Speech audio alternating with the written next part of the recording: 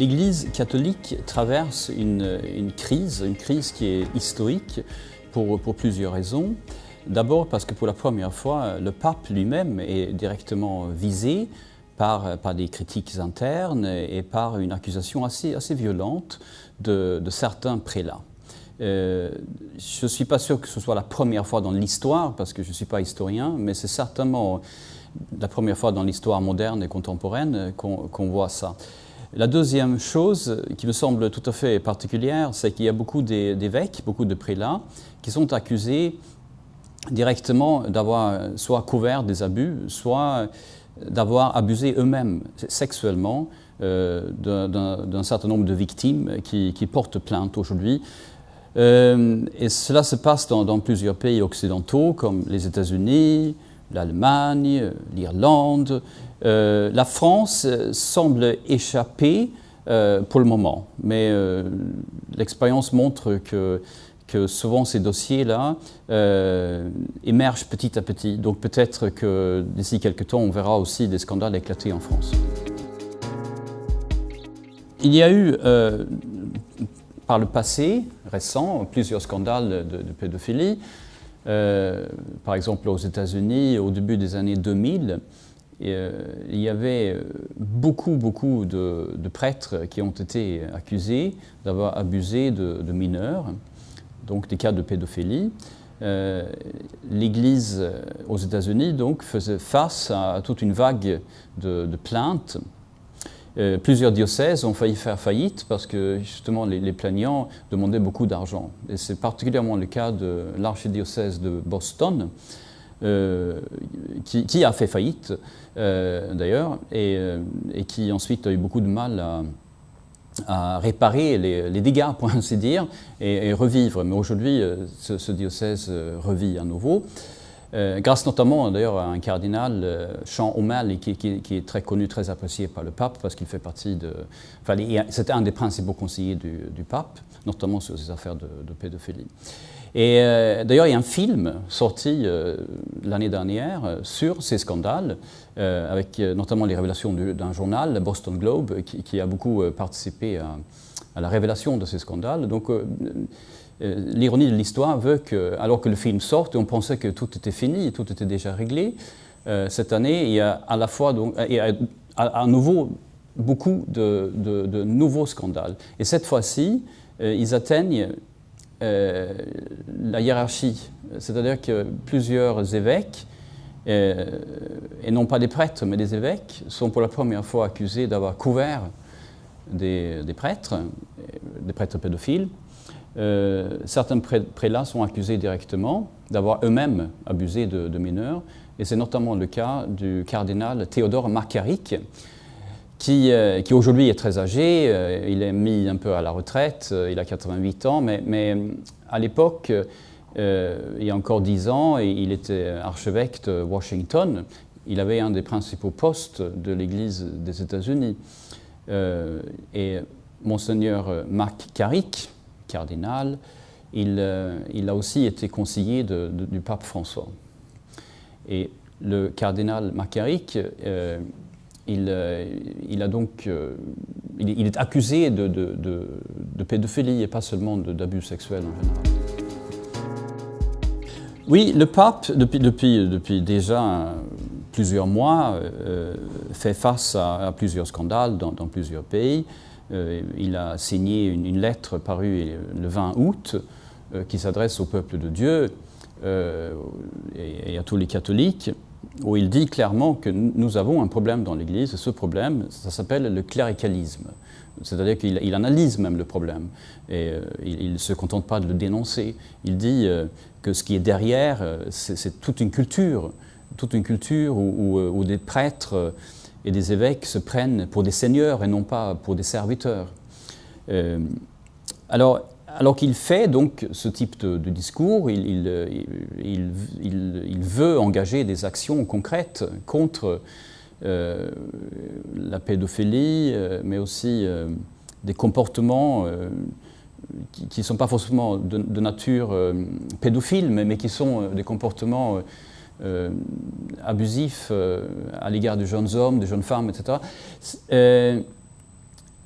Alors qu'il fait ça depuis plusieurs mois, il y a pourtant des évêques qui considèrent qu'il ne fait pas assez. Il y a même donc un évêque, qui a le rang d'évêque, qui s'appelle Monseigneur Vigano, qui était nonce pendant longtemps aux États-Unis, et qui accuse le pape d'avoir lui-même couvert, notamment Monseigneur Macaric.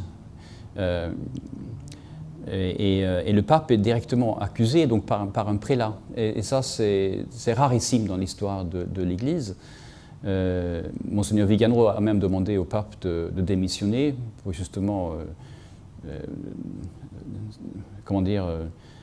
faire un peu comme les évêques chiliens avaient fait il y a quelques mois.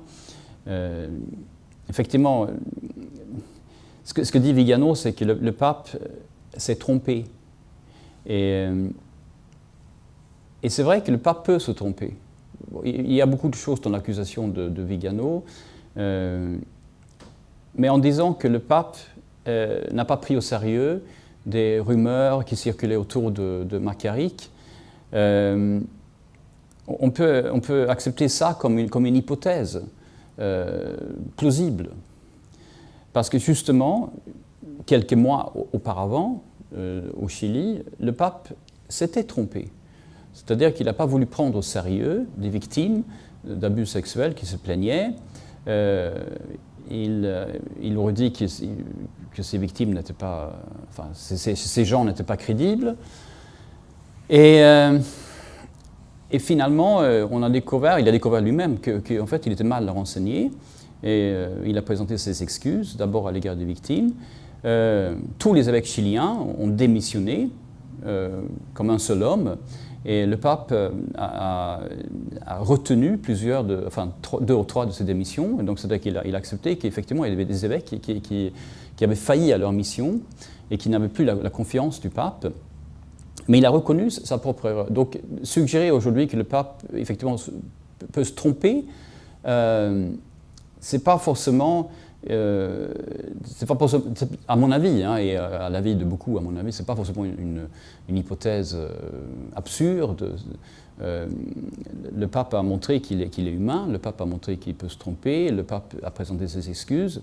Mais ce que fait Monseigneur Vigano, c'est qu'il va beaucoup plus loin. Il accuse le pape de ne pas avoir tenu compte de son engagement. Il accuse le pape d'avoir été irresponsable, d'avoir menti, ou de ne pas avoir respecté, par exemple, les décisions qui auraient été prises par Benoît XVI, car on dit que Benoît XVI avait voulu prendre des sanctions à l'égard de Théodore Macaric, mais ce dont on n'en sait rien. Le pape Benoît XVI, il est toujours là, il est toujours vivant, comme vous le savez. Hein. On a en quelque sorte deux papes dans l'Église, là aussi c'est tout à fait...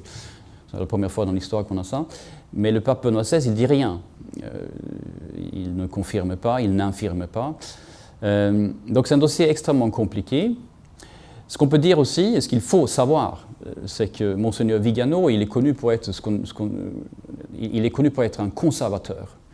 Alors un conservateur, il n'est pas américain, mais il a beaucoup d'amis aux États-Unis, puisqu'il a été nonce aux États-Unis. Et aux États-Unis, il y a beaucoup de conservateurs qui ne sont pas contents du pape. Et comme d'ailleurs Monseigneur Vigano lui-même. Et aussi dans d'autres pays, même en Italie, en France aussi, il y a sans doute des évêques, ou en tout cas des hommes d'Église qui ne sont pas contents du pape.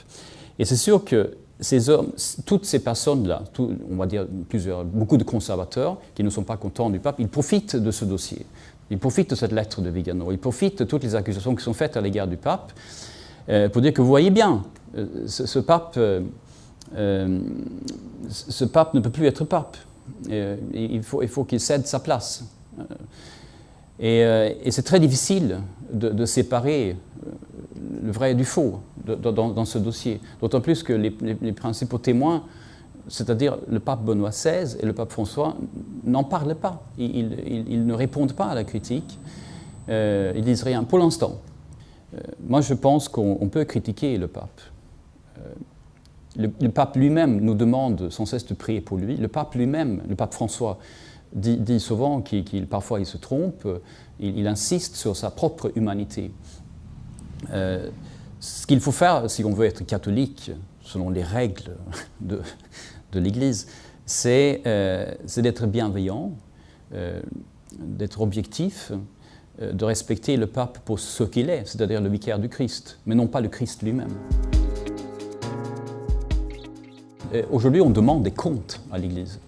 Et ce qu'on voit particulièrement aux États-Unis, où il y a des manifestations tous les jours devant certaines cathédrales contre certains évêques, dont on dit qu'il faudrait qu'ils démissionnent parce qu'on demande des comptes. Il y a ce terme-là qu'on ne peut pas traduire en français, mais qui est accountability. C'est-à-dire qu'on veut que l'institution rende des comptes, un peu comme n'importe quelle institution le ferait, un peu comme effectivement dans le protestantisme.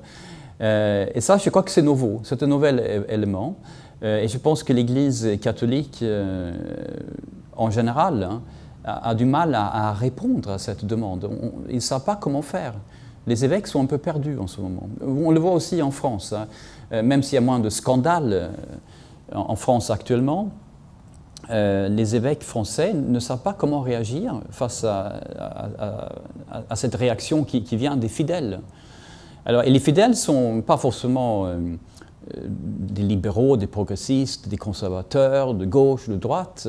Ils viennent de tous les bords. Hein. Donc, c'est pour ça aussi que quand on dit par exemple, surtout les conservateurs qui réagissent parce qu'ils ne sont pas contents du pape, ce n'est pas exact. Il y a beaucoup de gens qui sont mécontents dans l'Église aujourd'hui, et certains de ces conservateurs, ils sont mécontents, pas parce qu'ils sont conservateurs, mais parce qu'eux aussi, ils réclament des comptes, un peu comme ferait n'importe quel 68 arts, si vous voulez.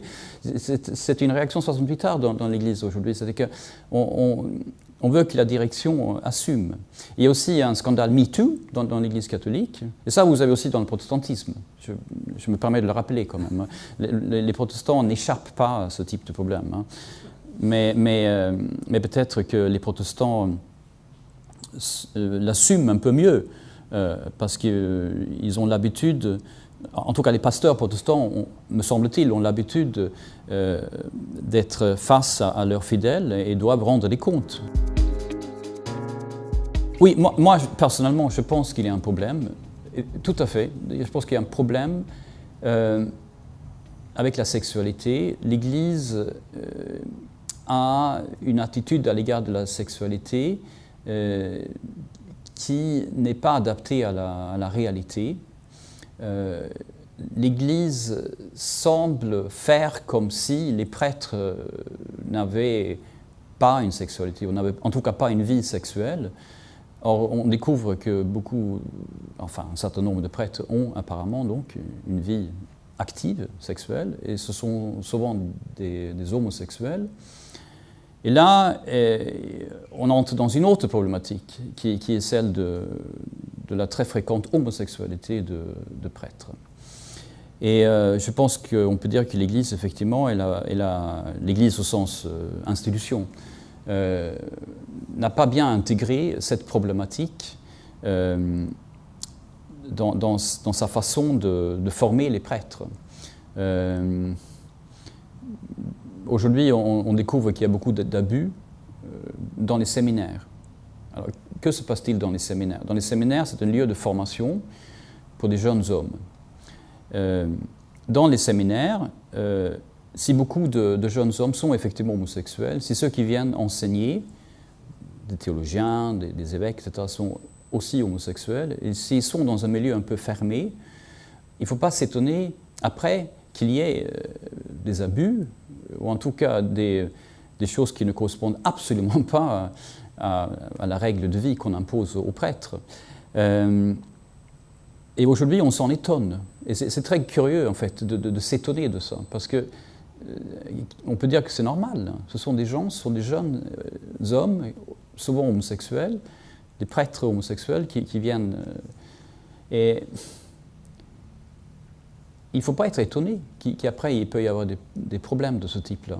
Il y a des communautés catholiques où ça se passe beaucoup mieux, où il y a beaucoup moins de problèmes.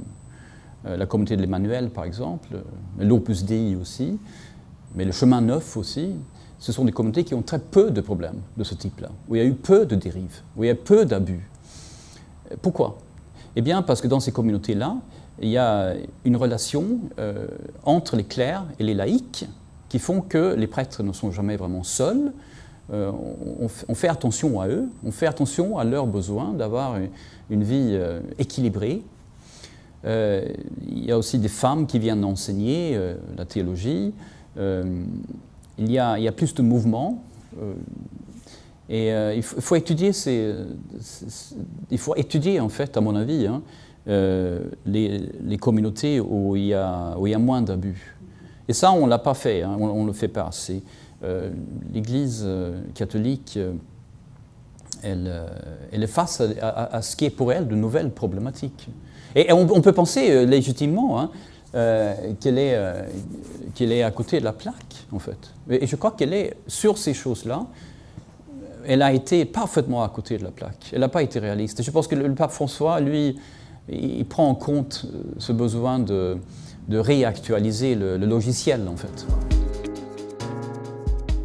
Moi, je ne pense pas qu'il y aurait moins d'abus parce que les prêtres pourraient être mariés. C'est une hypothèse, mais je n'y crois pas personnellement.